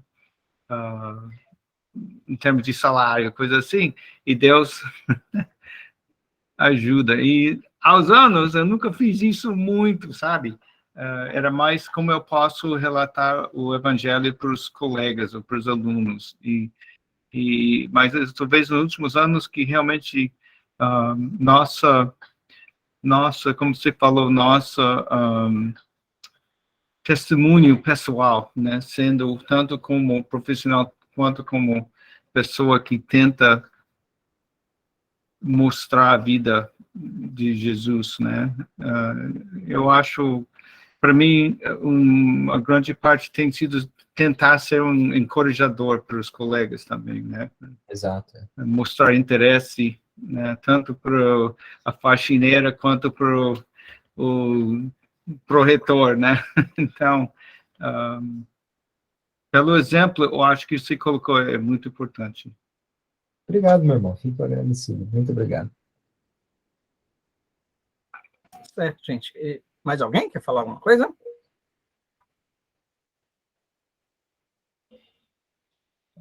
Bom, então, se não, a gente quer agradecer a presença de todos. Eu coloquei uns links aí, né? Aqui temos os nossos canais, canal do YouTube, onde a gente tem colocado as gravações dos webinários, o canal do Instagram, do WhatsApp, né? O grupo do WhatsApp, quem ainda não participar, né? Se quiser, para facilitar a comunicação, né? Receber em primeira mão. Pode falar, professor Eduardo, fica à vontade. Eu gostei demais, Gustavo. Tá ouvindo? Estou sim, Eduardo. Prazer. Tá. Eu gostei demais, né? Excelente seminário, né? Foi muito bom mesmo, gostei demais. E realmente nós temos duas coisas em comum. Eu sou cristão de coração, amo o Senhor, sou discípulo do Senhor, eu sou cristão e sou engenheiro também. Temos algo em comum. Sou engenheiro mecânico. Você é mecânico também? Eu sou naval. Ah, naval, legal. Mas eu sou mecânico. e trabalho no IPEM. Ah, que legal. Bem pertinho, estamos próximos. É. Aí. Foi um prazer muito grande ouvir você participar aí desse seminário. Obrigado. Foi muito bom. Prazer muito grande. Eu que agradeço. Quem sabe a gente se encontra Ah, por aí lá na USP. nós temos colegas que dão aula. Eu estou na pós-graduação da USP. O IPEM tem aulas na graduação e na pós-graduação na USP. Uhum. Engenharia, você sabe, né? Tem engenharia nuclear no IPEM, na graduação, e tem a pós-graduação.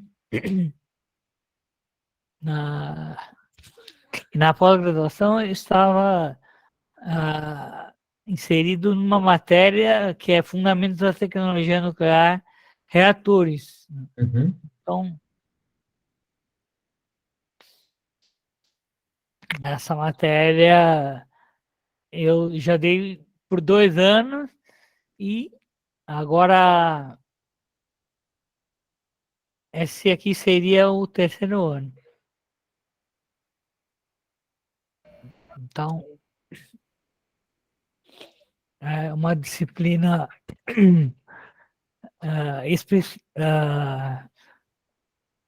uma disciplina obrigatória. São poucas aulas, são só 6 aulas de pós-graduação, são só 6 aulas. Então, nós damos 2 vezes agora, tem esse 3º ano agora em outubro, né?